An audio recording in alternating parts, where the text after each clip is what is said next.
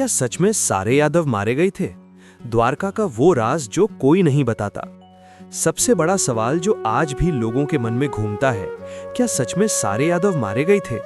क्या श्री कृष्ण का पूरा कुल एक एक करके खत्म हो गया? क्या द्वारका के बाद यदुवंश की कोई निशानी भी नहीं बची? दोस्तों, आज के इस वीडियो में हम इन्हें सारे सवालों का जवाब जानेंगे। तो चलिए वीडियो को शुरू करते हैं। महाभारत का युद्ध समाप्त हो चुका था। पांडवों का राज्याभिषेक हो गया था। दुनिया को लग रहा था कि अब शांति का युग आएगा, लेकिन नियति के गर्भ में कुछ और ही पल रहा था। एक ऐसा विनाश जिसने साक्षात भगवान के अपने कुल को तिनका तिनका करके बिखेर दिया। इस विनाश की नींव कुरुक्षेत्र में ही रख दी गई थी। अपने 100 बेटों को खोने के बाद माता गांधारी ने भगवान कृष्ण को श्राप दिया, हे मधुसूदन, जिस तरह तुमने मेरे कुल का लहू बहते देखा है, ठीक उसी तरह तुम्हारा अपना यदुवंश भी आपस में लड़कर राख हो जाएगा। कृष्ण जानते थे कि यादवों की शक्ति इतनी बढ़ गई है कि उन्हें बाहर का कोई शत्रु नहीं हरा सकता। उन्हें खत्म करने के लिए उन्हें आपस में ही लड़ाना होगा। इसलिए उन्होंने मुस्कुराकर कहा, तथास्तु। समय बीतता गया। द्वारका के यादव राजकुमार अहंकारी हो गए। एक दिन उन्होंने खेल खेल में ऋषियों का अपमान कर दिया। साम ने स्त्री बनकर पूछा कि उसे क्या पैदा होगा।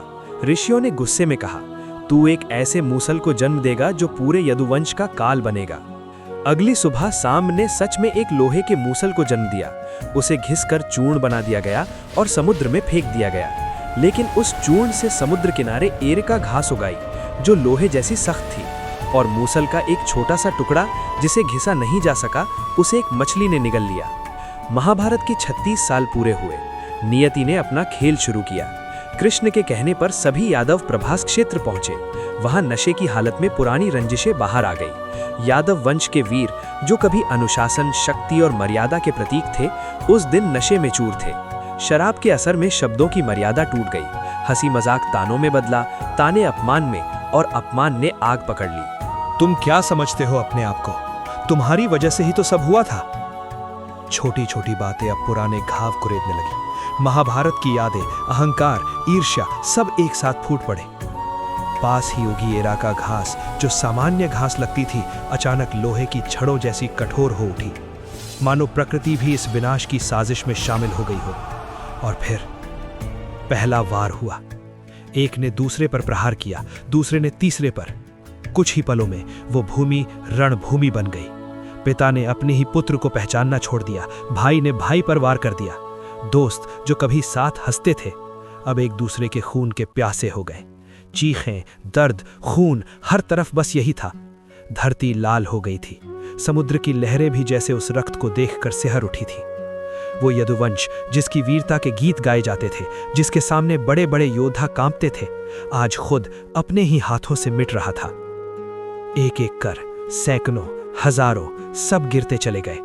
द्वारका की वो नगरी जो कभी हंसी, संगीत और उत्सवों से गूंजती थी, अब सिर्फ सन्नाटे और विलाप से भर गई थी।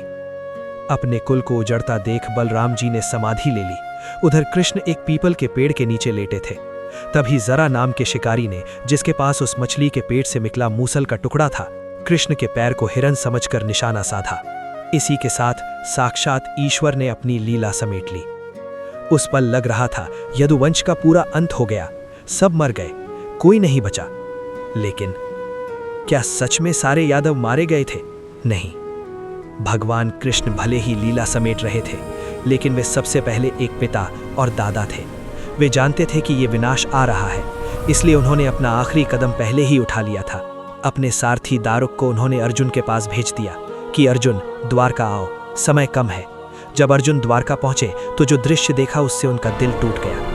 वहां योद्धाओं की लाशें बिछी थी, लेकिन स्त्रियां, छोटे बच्चे और बुजुर्ग अभी भी जीवित थे। वे रो रहे थे, चीख रहे थे, डर के मारे कांप रहे थे। और उनमें था भगवान कृष्ण का परपोता वज्रनाभ, अनिरुद्ध का बेटा। वो उस भयानक लड़ाई में शामिल नहीं हुआ था। एक छोटा सा बच्चा जिसके कंधों पर अब पूरा यदुवंश का भविष्य था। अर्जुन ने उन्हें गोद में लिया। बाकी बची हुई यादव स्त्रियों, बच्चों और बुजुर्गों को साथ लेकर हस्तिनापुर की ओर चले। रास्ते में लुटेरों ने हमला किया। अर्जुन की शक्ति कम पड़ गई, कई स्त्रियां छीन गईं। फिर भी अर्जुन ने जितनों को बचा सकते थे बचा लिया। वज्रनाभ को उन्होंने मथुरा का राजा बना दिया। यानी सारे यादव नहीं मरे, द्वारका के मुख्य योद्धा और वयस्क पुरुष तो लगभग खत्म हो गए, लेकिन वंश की जड़ नहीं मिटी। आज जो यादव इस धरती पर हैं, लाखों करोड़ों में, वे उसी वज्रनाभ की संतान माने जाते हैं। वो छोटा सा बच्चा बड़ा हुआ और यदुवंश की नई शाखा फैलाई। क्या सब मर गए थे? जी नहीं, सारे यादव मारे नहीं गए थे।